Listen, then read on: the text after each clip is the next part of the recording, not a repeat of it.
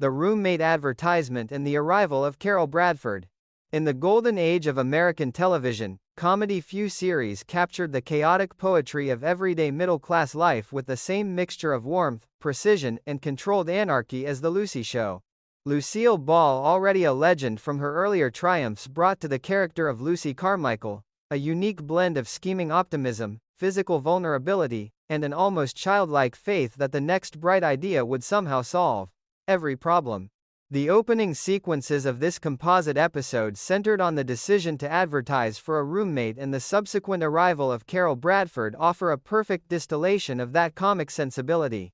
What begins as a simple economic calculation quickly expands into a rich study of loneliness, aspiration, feminine camaraderie, and the delicate social contracts of shared domestic space in the mid-1960s. The episode opens with the familiar morning ritual of the bank office, where Mr. Mooney, played with long-suffering dignity by Gail Gordon, awaits the arrival of his secretary. Lucy's entrance is delayed as she explains with characteristic breeziness that she had to stop and pick up the mail. The exchange that follows is classic. Mr. Mooney's dry demand for the correspondence is met by Lucy's triumphant refusal. "This is all for me, sir," she declares. "All for you, yes. I put an ad in the paper." The revelation that the advertisement is not for another job but for a roommate immediately establishes the central tension of the hour. Lucy's financial anxiety is real. The cost of living alone has become burdensome, and the prospect of splitting rent, utilities, and groceries holds genuine appeal. Yet the moment is already laced with comedy, because Lucy presents the plan as a gift to her employer, a solution that will make him very happy. Mr. Mooney's weary response, "You're looking for another job," reveals how thoroughly he has come to expect disruption from her, while Lucy's insistence that a roommate will somehow improve his own life underscores her endearing inability to see the world except through the lens of her own schemes. The dialogue that follows is a master class in economic comedy grounded in character. Lucy enumerates the savings with almost liturgical rhythm: half of the utilities, half of the rent, half of the groceries.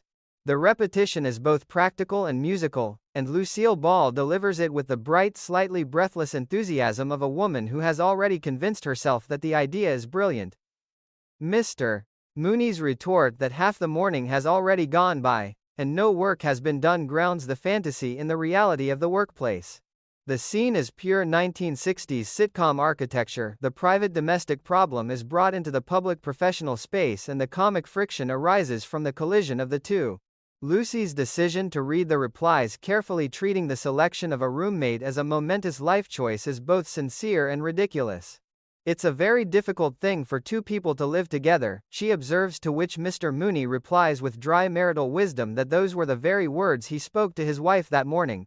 The exchange is gentle, never mean-spirited, and it establishes the affectionate antagonism that defines their relationship throughout the series. When Lucy begins sorting the letters, the visual comedy of rejection is immediate. One envelope is discarded after the briefest glance because the applicant is named Irving. The moment is small, almost throwaway, yet it reveals volumes about Lucy's romantic and social ideals. She is not looking for a male roommate, nor for anyone whose name suggests a certain unglamorous solidity. The letter she does read aloud is from Carol Bradford, and the language is pure period refinement. "My dear Mrs. Carmichael, I am very interested in sharing an apartment with such a person as you describe in your ad. I too am young, intelligent, refined, and pleasant. I am a college graduate and presently employed as a librarian." Lucille Ball's face as she listens to her own reading lights with genuine hope. The idea that the perfect roommate might already exist on paper is irresistible. Her subsequent comment about height, if she's 5'6.5", and the explanation that matching heights would allow them to share clothes, is both practical and deeply revealing of the feminine economy of the era. Clothing was expensive, sharing was a form of intimacy and thrift. The joke lands not because it is cruel, but because it is so earnestly domestic. The transition to the apartment sequence is handled with the show's characteristic economy. Mary Jane arrives to help prepare for the interview, and the set itself becomes a character. Lucy has purchased an abstract painting for almost a week's salary, determined to make a favorable impression on a woman she has never met. The elephant bells from India are arranged with ceremonial care. Every object is positioned to signal sophistication and warmth. Mary Jane's skeptical remarks. You think you were expecting royalty, instead of a roommate serve as the voice of common sense, yet Lucy's determination remains unshaken. She corrects her own grammar in anticipation of the refined guest. It must be she. The small linguistic anxiety is pure Lucy, always striving upward, always slightly terrified of being found wanting. When Carol Bradford finally appears, the physical comedy begins in earnest. The infamous step that Lucy forgot to warn her about produces the first of many pratfalls. Carol tumbles, recovers with dignity, and immediately offers a self-deprecating explanation rooted in her library work. She is glad the accident happened here rather than at the library, where noise is strictly forbidden. The broken glasses that follow are revealed to be empty frames. Carol wears them so that people will not think her vain about her contact lenses. The logic is delightfully circular and perfectly in keeping with the character's self-conscious refinement. Lucille Ball's reaction, wide-eyed, then warm, then slightly overwhelmed, is a lesson in controlled facial comedy. She does not mock, she absorbs, processes, and ultimately embraces the eccentricity. Carol's monologue about library life is one of the richest character introductions in the series. She describes the frustration of searching shelf after shelf for a book whose title and author the patron cannot remember, the suppressed desire to tell such people to drop dead, and the iron discipline required to remain polite. The story of the latter being pulled out from under her, leaving her hanging until the library closed before she dared yell, is both absurd and oddly touching. It establishes Carol as a woman of extreme consideration, almost pathologically unwilling to inconvenience others. Lucy's response, "That's just the kind of girl I was hoping to have for a roommate," is delivered with genuine relief and affection. At this moment, the audience senses that the friendship, however improbable, has already begun to form. The early domestic comedy that follows is built on a series of small collisions. Carol's allergy, which she claims is to something in the air, produces a sneeze of startling volume. Lucy's attempt to close the window is met with the revelation of Harvey the goldfish, who prefers the fresh air. The manager's rule against pets is neatly sidestepped with the observation that Harvey is housebroken. The joke is gentle, never mean, and it allows Carol to display a dry, unexpected wit. When she begins rearranging the furniture, moving chairs, tables, the couch, and finally Harvey himself so that he can watch television, the visual chaos is pure ball. Lucy's apartment, carefully prepared only moments earlier, is transformed into something new and strange. The comedy arises not from malice but from the sheer energy of Carol's domestic vision. She is not destroying Lucy's home, she is improving it according to her own refined but slightly unhinged aesthetic. Throughout these opening scenes, Lucille Ball's performance is a masterwork of reactive comedy.